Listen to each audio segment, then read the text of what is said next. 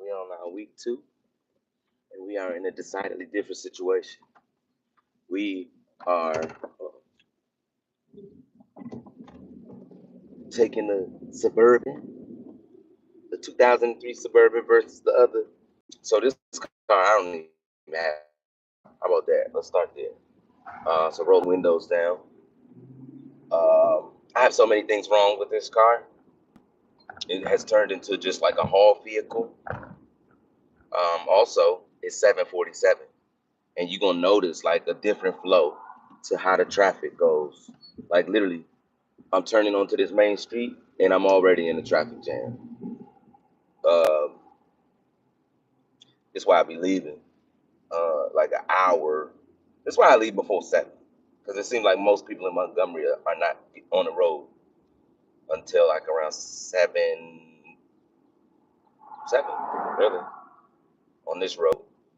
Um, so week 1, we got to work an hour before any class started. Today it's 7:48, and first class starts at 08:30. But I know what you're saying. If you've been here, you're like, oh man, you slipping back into old habits. I'm not, kind of. But what happened? What had happened was this class that starts at 08:30. I am not teaching it. It's a guest lecturer.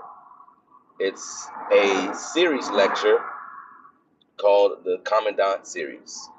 And I think it's going to be a Chief Master Sergeant from either from, I don't even know, Airman Development Command, I think that's the new name, or Air Education and Training Center. I don't know what the name is. It changed the name so much, I lose track. Um, but that chief's going to be there potentially, and he's a really dynamic speaker. And many of my students have told me that he was the best speaker of all of the speakers. So they'll bring in colonels, they'll bring in generals. But this chief master sergeant, who's an enlisted person, who is typically, when you talk to officers, um, you have 2 types of officers, I think, maybe. You got more than 2, but I'm going to just make it simple. You have those that look down on enlisted persons, and then you have those that show respect to enlisted persons. The thing about enlisted and officer, I think it holds much less significance now because education used to be that divider. Hello, Jessica Duncan. I hope you're doing well today. It used to be education that divided the officer and the enlisted. Then it used to be like the the station in life which you were born to. And these are all vestiges of that British colonial process that, they said they wanted to escape, but they ended up doing the same thing. Even down to the structure of, gosh, I teach this lecture, but I should know this. But there's a structure. We didn't have a joint chief of staff. So there's supposed to be this chain of command, and the military back in the day did not have it. And so whenever you tried to get more than one service, joint, joint fight going, there was no chain of command. And so it was usually a cluster. And you had an operation back when there were some hostages in Iran. There was a revolution in the hostages in Iran, and they planned this operation that involved more than one service. And lots of people died, and it ended in a colossal, spectacular failure. I think that was Eagle Claw. I think it was Eagle Claw, Operation Eagle Claw. Look that up. Then there was another one that there was this conflict in Grenada. And I forgot what drew the conflict in Grenada, but there was so many mistakes and it was so bad. But despite all of those mistakes, the mission still ended in success. But that was kind of the last straw of trying to pull off a joint operation. And so I'm telling 2 different stories. I'm getting my stories mixed up. This story was about getting doctrine, but before the military, but by that time the military had already had the British structure that it copied and pasted, and it copied and pasted back during before World War II. And so World War One didn't go so well, and then it ended in a W. But just because you have a W doesn't mean that you just keep everything, don't change anything. So sometimes you can have end in a W, but you understand that, man, if things were a little different, this could have ended differently. So let's change the way we do business. And so the United States ended up adopting the British structure. And so this whole officer and enlisted thing is an adoption from the British construct as well. And I think it's outdated. I think it has ceased to serve any meaningful purpose at this point. But those are my thoughts. You have a ton of you have a ton of enlisted people. Enlisted people, those are the ones that they go to the recruiter and they say, hey, I want to join the military. They enlist in the military.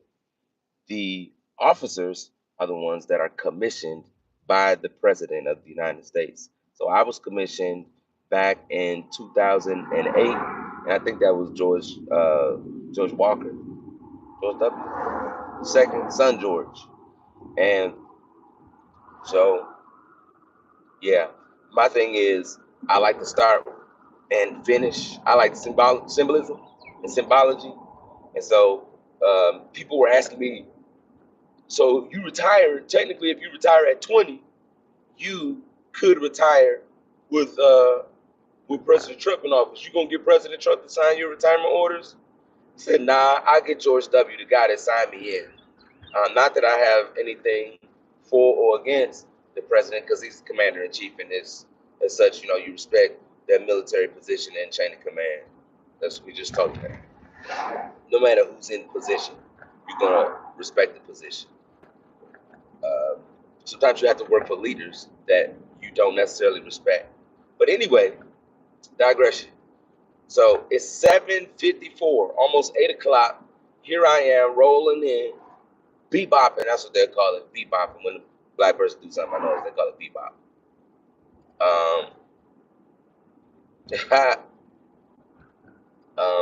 Bebopping into work, but I'm still a half hour before anything, or just about a half an hour before anything is kicking off. So let me tell y'all. So my mentor, he had a promotion ceremony.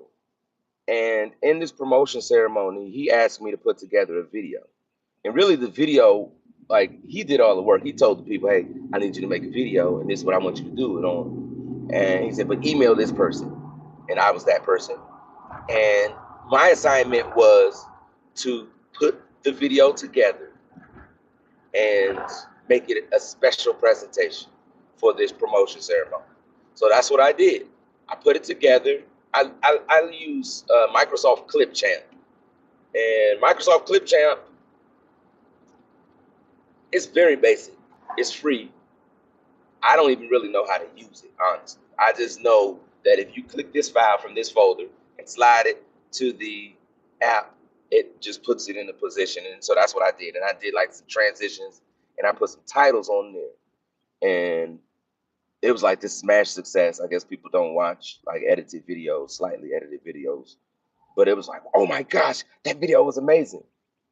So then a chief master sergeant that works with the colonel, she had her promotion to chief, and she's like, oh, can you put together the video? And so I just emailed people.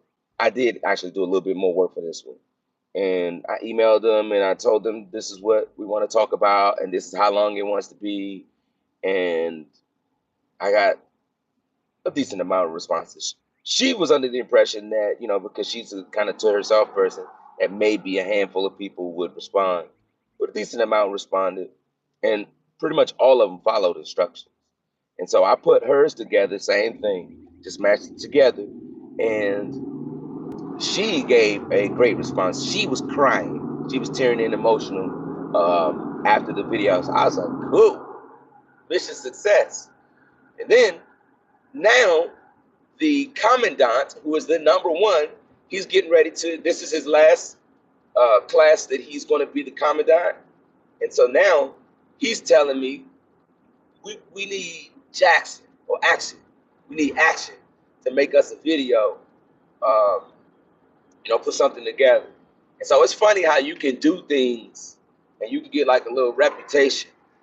And it's not like I'm the best, because I'm sure there's people that um, are in the school and they do it like to a really big level.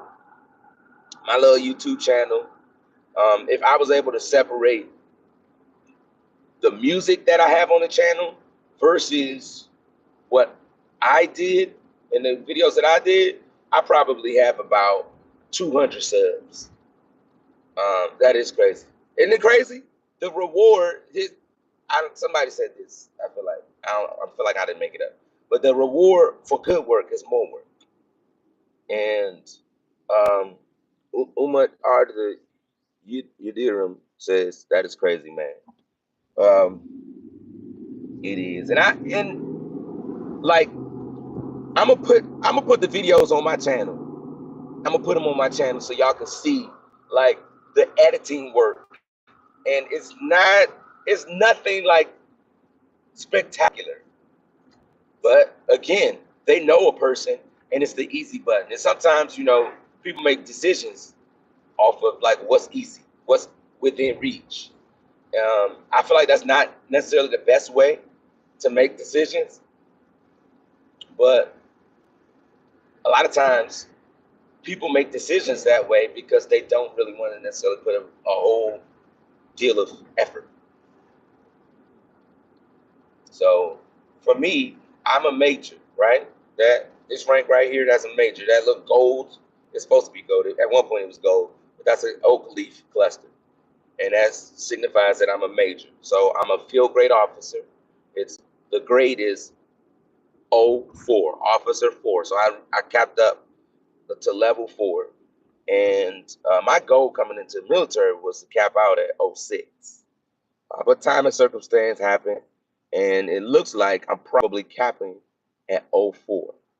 But on the outside chance that I did make it to 05, you better believe I'm going all out. It's not going to be easy button for anything. Like, I'm calling my favorite commander, and if he can't do it, then I'm calling number 2.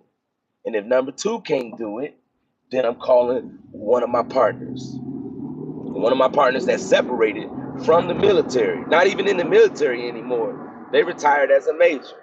And I'm going to have him do my ceremony because he's like a military. He's a prior enlisted guy, and I respect his opinion. And he's actually like a counselor almost, a mentor for me.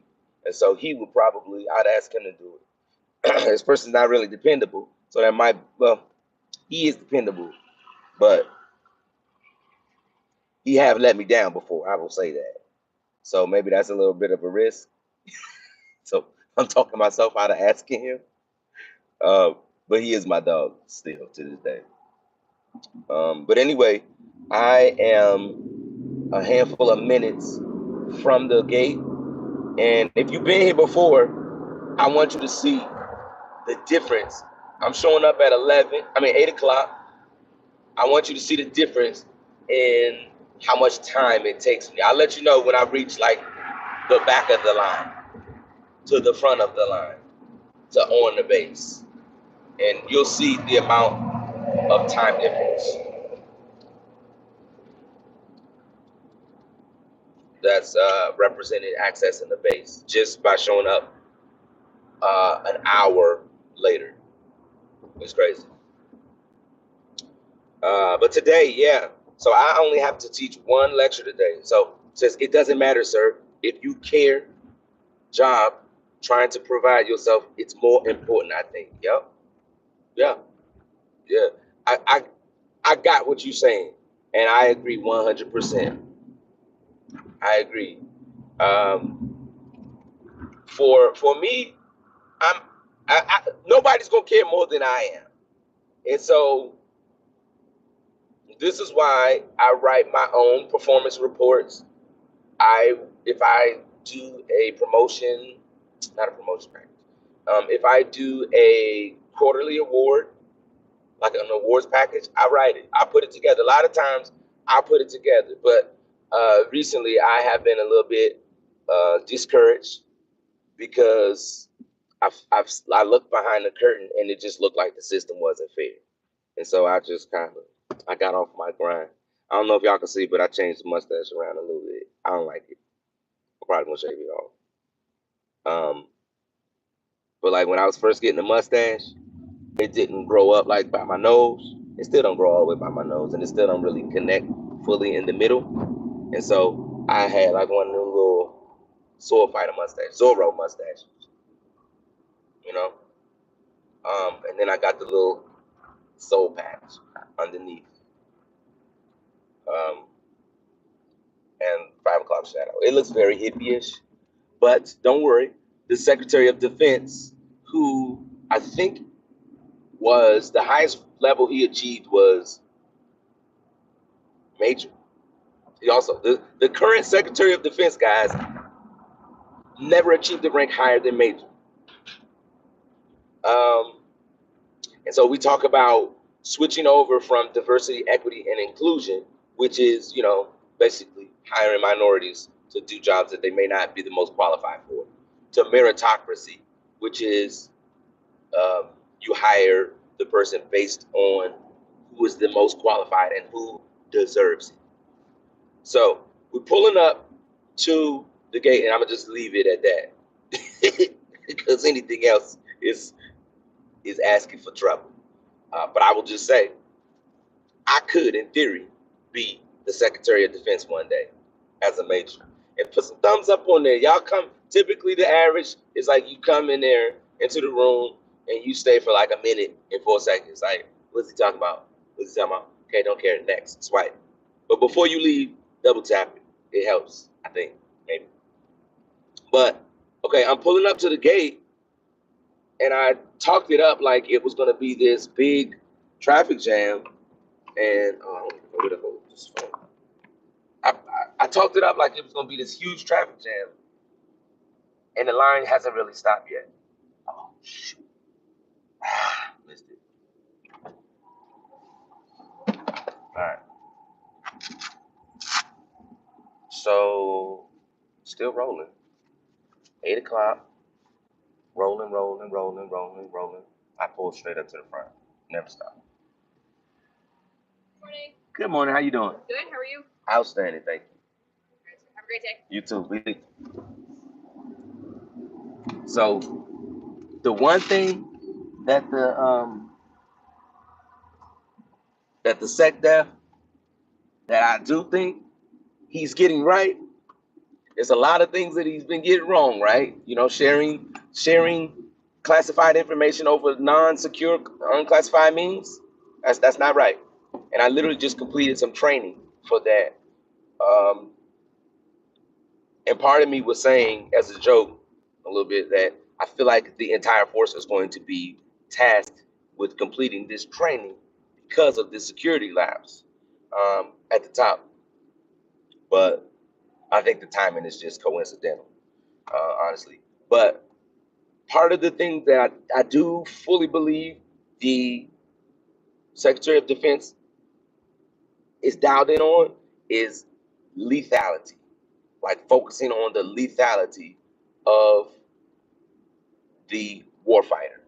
And what does that mean? Focusing on lethality. Um, Understanding that the people that's in the military right now, we are so close to this conflict, this future conflict between this pacing threat, which is China. These are all like buzzwords. Pacing threat, great power competition, all this stuff is buzzword for China. Russia used to be in that conversation, but after the fight with Ukraine, I think mistakenly, I might add, they are sliding out of that conversation as great power. Uh, the thing about Russia is they have their hand tied behind their back. So at any time they could fight with two hands and probably just kind of steamroll. But I think their larger plan is let's deplete ammunitions. Let's slowly bleed ammunitions and create this deficit among um, these NATO nations. And so when we try to execute our plan, they're going to struggle to bring ammunition to the fight and to bring assets to the fight.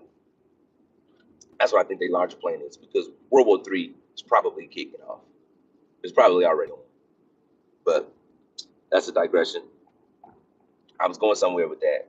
Okay. So the two things that he gets right is increased lethality and increasing that joint warfighter mindset. Because for so long, well, it's not really been that long. After we kind of concluded in Afghanistan, we never really left Iraq. Still in the Middle East, what it used to be. And so the thing that he's focusing on and lays it in on is that warrior ethos and that mindset of just preparedness, and having that understanding that we're going to ask you guys at one point to kill people. And we're also going to ask you to send people to their death. And so that is not something that we have been accustomed to. We have not had a near peer competitor since the War of 1812. That is a long time to have not been in a fight with somebody that can hold you at harm and at risk like you can hold them at risk. None of us were alive at 1812. And so actually none of us know what that looks like. So I think that is something that he's getting right, where we got to be changing our mindset. He's talking about all of these political things that you guys have been focusing on. That is not, or that should not be your focus. And I don't agree. See, the thing about an officer and about military members, we're called to be like apolitical. And but that doesn't mean that you're not supposed to have an opinion on the whole concept. And so I definitely have an opinion. And like a lot of the stuff that happens, I don't agree with. Like when I'm out the uniform, I don't agree with it. But when I'm in the uniform, because my conditioning has been conditioned, I understand that commanders say this where we're going. You salute smartly, yes, sir, yes, ma'am, and you follow orders. As long as it's a lawful order, you get to it. Attention, hunt. Um, and so there's things that they're doing, like when they talking all of that politics and get rid of DEI and all of that stuff. A lot of that stuff is a distraction. It's a necessary distraction, but you gotta press pause X on those things when you're getting ready to go into conflict. When you're getting ready to go and be in this situation where, again, say 100 people go out and you have maybe 30 people come back. When you go into a situation like that, all distractions need to be held to a minimum, where you're strictly thinking about tactics, operations, and strategy and plans and executing plans as designed, and flexing on the fly. Those are the things that soldiers, airmen, seamen, all of these other people need to be focused on. Now, I'm just a lowly major, but I see where we're going, and I'm with it. I'm with it. It's going to be an interesting time in the Air Force. It does say Air Force, and so that increased lethality and that warrior mindset, it means different things to different services. But just because you don't see the Air Force like on the front lines, don't forget what's going on in Ukraine and Russia right now. They're doing a whole lot of drones, whole lot of drones. And so you have North Korea going to the front lines learning what that looks like. You have in North Korea, when they went to the front lines, they got rocked. They got crushed. They took huge losses early on. But then you see them in the Kursk region, kind of like the second deployment, and it's like, oh, these guys were actually critical to success. Like they were very critical. You can have your opinion. Eddie says you can have your opinion, but you must follow orders. The military has no right to take your opinions, but while you serve, you must keep them quiet so as to not make your fellow servicemen question. And um, give, I don't, that's not a name. Maybe it is a name. Maybe it's an acronym for something. GIF, the Hijib says logistics wins wars. Yeah, yeah, how about that? How about that? Yeah. But Eddie, what you said, we don't have time to be questioning. And I'm a person of faith, and the scriptures talks about a good soldier is not concerned about the cares of this life. So there's a lot that's going on because while the president is the commander in chief, he's over the military, he's also over the civilian. And so, like, don't listen as a military member. You should not necessarily be focused on what the president is saying to the civilian side. Got a lot of stuff going on, but on the military side, this is why every time the president talks, although I might not agree with the civilian side, I'm listening because when he's talking to the military and the civilian. And as a leader, as an instructor of professional military education, although the curriculum may not adapt at the speed of which the president is giving his talks, we should be echoing. You know, we as instructors should be echoing the president's message, and so I can't echo his message if I'm not listening. So there's some filtering going on. Civilian matters, we'll leave that to the civilians, but military matters. Oh, I'm all ears. We listening and we stand at the ready. So there were people that were like, when the president was saying he was going to get like the active duty members to secure the borders, that was a thing. And there were some people that were initially they were like, I'm not going to do that. If they ask me to do that, blah blah blah. But what happens is you do end up doing it because the president is not in your unit. You know who's in your unit? The people that you've been serving with daily. And those people, this is why chain of command and why military, you look at it, this is how things can go exactly militarily as they're supposed to, no matter what is happening in the background, because we are so conditioned to listening to the people that are to our left and to our right. Eddie says, when you retire, I will discuss with you anything you want. I will buy you a beer and say thank you. I may even argue with you. Absolutely. But no, I have great respect for what you do. Thank you. I appreciate that, Eddie. I appreciate that. And there's absolutely a different conversation to be had when that uniform, when you go from officer to Mister. It's just the unfortunate thing I see amongst peers and just kind of people. A lot of times we get distracted and forget that the president is wearing two hats. The commander in chief is wearing two hats, and so he's not talking to you. A lot of times he's not talking to you, and so you need to take that, put your military hat on, and focus in on that, lock in on that, because that's what the nation is counting on us to do, to lock in and be locked in, and that's what I'm doing. I'm locked in, listening to all of the direction, because eventually we're going to have a national defense strategy, national security strategy, and all of these things. It's going to be documented. This is where we're going.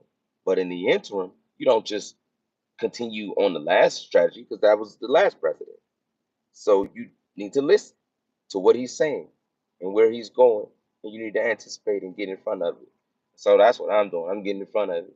Like we're getting ready to get rid of shaving waivers. Basically, they're not getting rid of them, but basically we're getting rid of them. If the way you get somebody to stop doing something is you make it difficult and inconvenient. You don't have to cancel it; just make it difficult and inconvenient. Like, hey, look, people say they want to go sacrifice. Oh, they want to go sacrifice? Cool. That means you guys have too much time. So we're gonna stop giving you bricks. We want you to get the straw and get all that stuff. Y'all gonna make the bricks. Since you got so much time to go be concerned about these other things, I need you to be focused about what I'm telling you to focus on. That's an example. That's a Bible example. Um, but yeah, at some point, maybe I'm just start shaving it off. And why did I stop shaving? Look at that neck. That neck look gruesome, grisly, gruesome. And those are scars. Those don't go away. I haven't shaved this neck in ages, but that's scarring. If I had the time, I could take my shirt off and I could show y'all like some of the other scars that I get. I naturally scar. It's a healing part of my healing process. It scars up. Let me see if I can show you. Hold on. Let me see. Can you see that? Maybe you can't see it through the shirt. It's not that tight. But that right there, and it's dead in the center of my chest. It's that started out as a pimple, like a little small razor bump almost. Scratched it off. That's what it healed into. That's how I heal. And so imagine those on my face, all over my face, right? That's why I need a shaving waiver. It's literally a health condition. It's a health condition. But part of war fighting is looking the part, thinking the part, playing the part, and looking the part. And we have determined that, hey, for our military members and professionals, um, we want you guys to have a clean shaved face. What that has to do with it, I don't know. Because you look at the special ops people, a lot of the special ops people, they be having beards because they be sleeping in tents, sleeping under the stars. So, I mean, for me, a warfighter looks like a person with a beard because you're not in a facility that's like so cush where that you have time to stand around, put shaving cream on your face, you know, heat it up, get all of this, uh, taking all of the time that it takes to shave. We don't have time for that. We out here sleeping under the stars and we trying to survive and trying not to leave a big footprint. So I could make the argument that beards and facial hair makes you look more of a warfighter, but that's not the argument and discussion we're having right now. So anyway, it's 8:20. I'm gonna go ahead and run up in here and get ready for my lecture, uh, my single lecture, and then just kind of get my mind right for the day. Y'all stay up, be encouraged, be positive. Like I told the airman at the gate, I don't know if y'all heard that. I told her be lethal. Um, they started the security forces at the gate. They started telling us, everybody on the base, civilian and military, be lethal, be lethal, be lethal, and they kind of conditioned my mind. So now, even when they don't say it, I say it back to them, be lethal, because I want them to be lethal at the gate. We need you to be lethal. We don't need people getting on this base going cuckoo crazy. So be lethal if you have to. Anyway, y'all have a good day. I'm out.